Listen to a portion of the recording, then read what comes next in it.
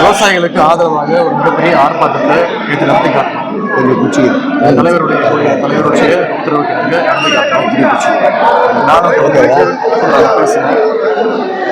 என்னோடு சேர்ந்து என்னுடைய கூட்டணி கட்சி தலைவர்கள், விவசாய சங்க நிர்வாகிகள், விவசாயிகள், பொதுமக்கள் நிறைய பேர் இதை கலந்துக்கிட்டு சிறப்புரையாற்றினாங்க. நான் கிட்டத்தட்ட ஒரு 25 நிமிஷம் பேசினேன். முழுக்க முழுக்க இந்த ஆட்சி அமைஞ்ச பிறகு விவசாயிகளுக்கு என்னென்ன விதமான துரோகங்களை செஞ்சிருக்கிறாங்க,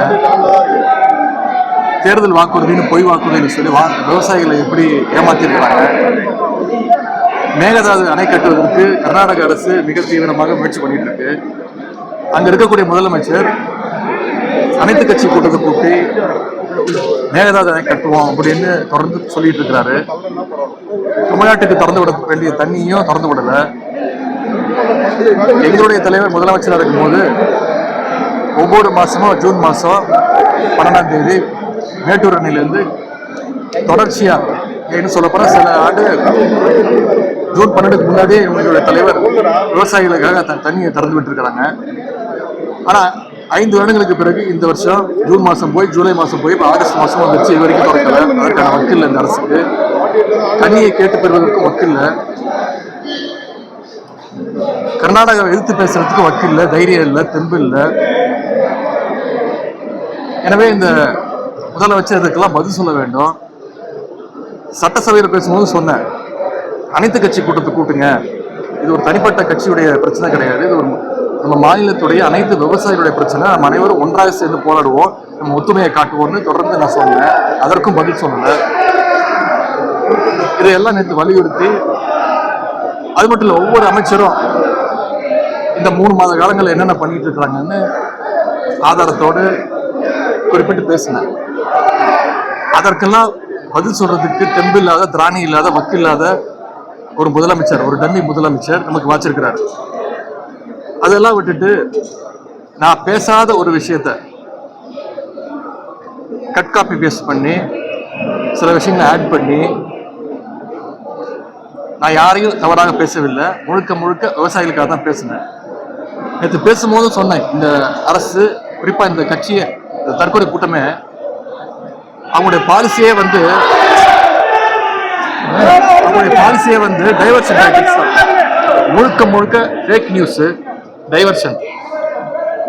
ஏதாவது ஒரு பிரச்சனை மாநிலத்தில் எழும்போது அதை டைவர்ட் பண்றதுக்கு வேற ஏதாவது ஒரு பிரச்சனை எடுக்க வேண்டியது, முதலமைச்சர் ஒரு போட்டோஷூட் நடத்த வேண்டியது, திமுகவுடைய திட்டங்களை போய் சுத்தி பார்க்க வேண்டியது, போஸ்ட் கொடுக்க வேண்டியது, ரீல்ஸ் போடுறது, அமைச்சர்கள் சட்டமன்ற உறுப்பினர்கள் பள்ளிக்கூடத்துக்கு போய் அங்க இருக்கக்கூடிய மாணவர்கள்லாம் வர சொல்லி அவங்க கட்சி பேரை சொல்லி கோஷம் போட சொல்லி அதை ரீல்ஸா போடுறது, அவங்களுடைய சட்டமன்ற உறுப்பினர்கள் மேல அவங்களுடைய நிர்வாகிகளே இது வரைக்கும் பல்வேறு குற்றங்களை சொல்லியிருக்கிறாங்க, பாலியல் குற்றங்கள் சொல்லியிருக்கிறாங்க. அதற்கெல்லாம் இது வரைக்கும் எந்த நடவடிக்கையும் எனக்கு எடுக்கல. எல்லாத்துக்கும் ஒரு டைவர்ஷன் டாக்டிக்ஸ் யூஸ் பண்றாரு இந்த அரசு, இந்த முதலமைச்சர். அது மாதிரி இன்னைக்கு நேற்று நான் பேசின பிறகு அது விவசாயிகள் இடத்துல மிகப்பெரிய ஒரு வரவேற்பை பெற்ற பிறகு, விவசாயிகள் இடத்துல மிகப்பெரிய ஒரு எழுச்சி ஏற்பட்ட பிறகு அதை எப்படியாவது டைவர்ட் பண்ணணும். நாளைக்கு சட்டமன்ற வேலை ஆரம்பிக்கும் போது சட்டமன்றத்தில் நிச்சயம் இந்த டாபிக் பேசுவாங்க, எதிர்கட்சி இந்த பிரச்சனை எழுப்பும் அப்படின்னு தெரிஞ்சுட்டு அதை முடக்கணும்னு டைவர்ஷன் டாக்டிக்ஸாக இன்னைக்கு காலையில் நான் பேசாத ஒரு விஷயத்த பேசுனதா பிரித்து கட் காப்பி பேஸ்ட் பண்ணி அதை நேஷனல் மீடியா வரைக்கும் கொடுத்து பரவ வச்சு காலைல காவல்துறை என்னை கைது செய்ய போறேன்னு வந்தாங்க. கைது செய்ய போறதா சொன்னாங்க. நானும் சரி, நான் முழு ஒத்துழைப்பு தரேன்னு சொல்லி அவங்களோட போனேன். கைது செய்யப்படும் போது நான் பத்திரிகையாளரை கேட்கும்போது சொன்னேன், இதை எப்படி பாக்குறீங்க இந்த கைது அப்படின்னு. நான் சொன்னேன், ரொம்ப நகைச்சுவையா பாக்குறேன், ஒரு காமெடியா பாக்குறேன். நான் பேசாத ஒரு விஷயத்த பேசினதா கதை விட்டு என்னை கைது செய்ய பாக்குறாங்க, என்னை முடக்க பாக்குறாங்க, என்னை மிரட்ட பாக்குறாங்க. இதுக்கெல்லாம் பயப்படக்கூடிய ஆள் நான் கிடையாது. நான் கலைஞர் பேரன், முத்துவேல் கருணாநிதி ஸ்டாலினுடைய பையன், திராவிட முன்னேற்ற கழகத்துடைய உடன்பிறப்புல ஒருத்தன். நான் இதுக்கெல்லாம் பயப்பட மாட்டோம், தயாரா இருக்கேன் அப்படின்னு சொன்னேன். அதே மாதிரி கோர்ட்டுக்கு போய் என்ன சொல்லியிருக்காங்க அரசு வழக்கறிஞர், அவரை கைது செய்யற நோக்கமே எங்களுக்கு கிடையாது, ஜஸ்ட் விசாரணை கூட்டு போறோம் அப்படின்னு சொல்லி அரசு செலவுல மக்கள் வரி பணத்துல கிட்டத்தட்ட ஒரு 3000 காவலர்கள் பாதுகாப்போடு ஒரு டெரரிஸ்டை கூட்டு போற மாதிரி சென்னையிலிருந்து சாலை வழியாக 400 கிலோமீட்டர் தஞ்சாவூர் வரைக்கும் கூட்டிட்டு போய் எங்களை முறையா பார்த்துக்கல. தஞ்சாவூர் கூட்டிட்டு போனோம். ஆனா தஞ்சாவூர் கூட்டிட்டு போகாம நடுவில் செங்கிப்பட்டின்னு ஒரு காவல் நிலையத்தில் இறக்கி அங்க விசாரணைன்ற பேர்ல பல கேள்விகளை கேட்டு இன்னைக்கு அமுச்சு வச்சிருக்கிறாங்க. இதை நாங்கள் சட்டப்படி நிச்சயமா இதை சந்திப்போம். நான் இந்த நேரத்துல கூறிக்கொள்ள விரும்புவது, நான் எந்த விதமான ஒரு தவறான எண்ணத்துல நேற்று பேசவே இல்லை. யாரையும் புண்படுத்தணும், யாரையும் தாழ்த்தி பேசணும், குறிப்பிட்டு சொன்ன பெண்களை தாழ்த்தி பேசணும்னு துளி கூட என்னுடைய மனசுல அது கிடையாது.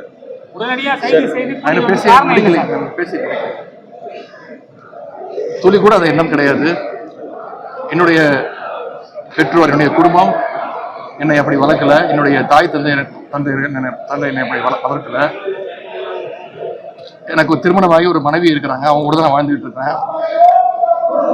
எனக்கு ஒரு பெண் குழந்தை இருக்கிறாங்க, எனக்கு ஒரு தங்கை இருக்கிறாங்க, எனக்கு ஒரு குடும்பம் இருக்கின்றது.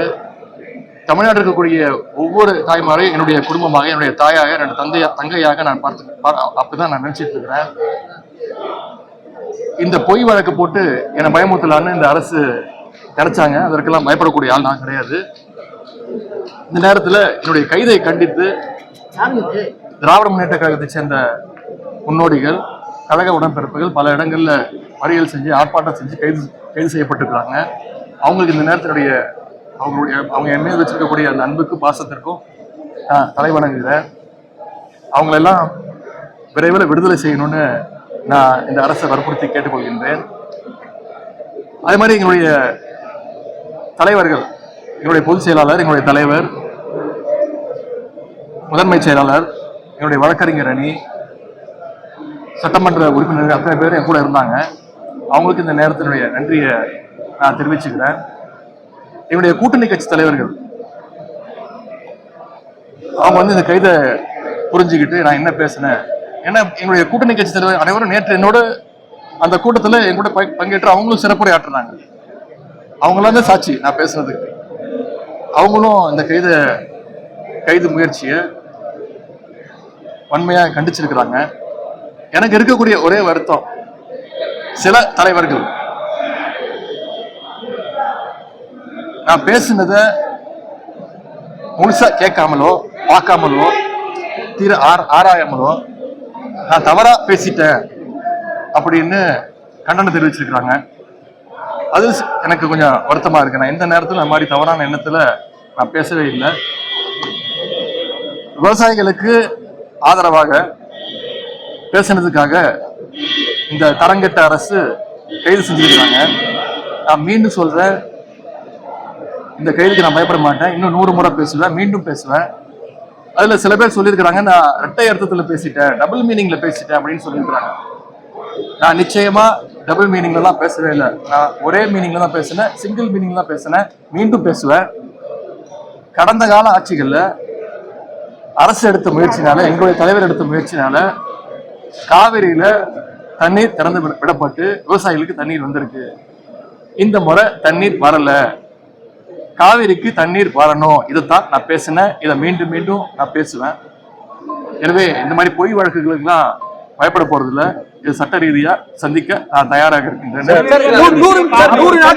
ஆட்சி எப்படி பாக்குறீங்க சார்? நான் ஒரு ஆட்சியாவே நான் பாக்கலைங்க. இது வந்து ஒரு சர்க்கஸ் கூடார மாதிரி நான் பாக்குறேன். பயமுத்தணும், டைவர்ஷன் தான், வேற ஒன்றும் கிடையாது. திமுக சட்டமன்ற உறுப்பினர்களை பார்த்தா அவங்க கைது செய்ய தோணும்.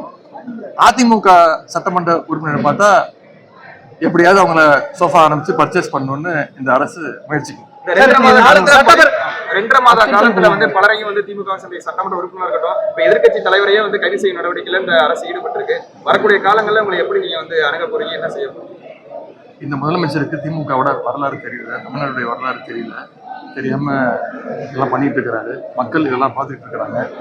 நிச்சயம் மக்கள் இதற்கான பதில தர வேண்டிய நேரத்துல நிச்சயம் தருவாங்க.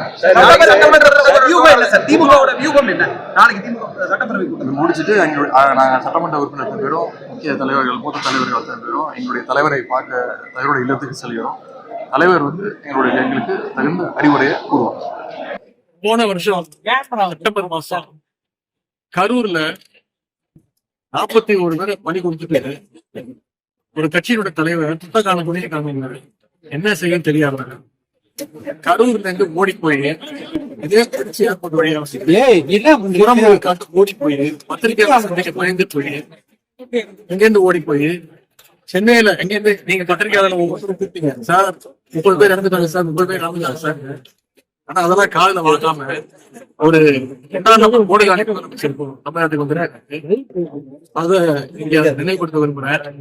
இங்க மட்டும் இல்ல சென்னையிலயும் ஓடி போனாரு. ஓடி போய் வீட்டுல போய் அவர் மட்டும் இல்ல ஒட்டுமொத்த கட்சியுமே அண்டர் கிரவுண்ட்ல போயிட்டு ஒரு 35 நாள் யாரும் வீட்டை விட்டு வெளில வராம ஒரு வாரத்துக்கு அப்புறம் வீடியோ போட்டாரு. அப்படிப்பட்ட ஒரு தைரியசாலியான ஒரு முதலமைச்சர் நீங்க தமிழ்நாட்டுக்கு வந்துருக்காரு. ஆனா அவர் நினைச்சுட்டாரு நாங்க அந்த மாதிரி திமுகவை சேர்ந்தவங்க தமிழ்நாட்டுக்கு போட்டா பயந்துருவாங்க ஓடி போயிடுவாங்க அண்டர் கிரவுண்ட்ல போயிடுவாங்கன்னு நினைச்சிட்டு இந்த மாதிரி பழிவாங்கிறதால பண்ணிட்டு இருக்கிறாரு. நாங்க அந்த மாதிரி கிடையாது.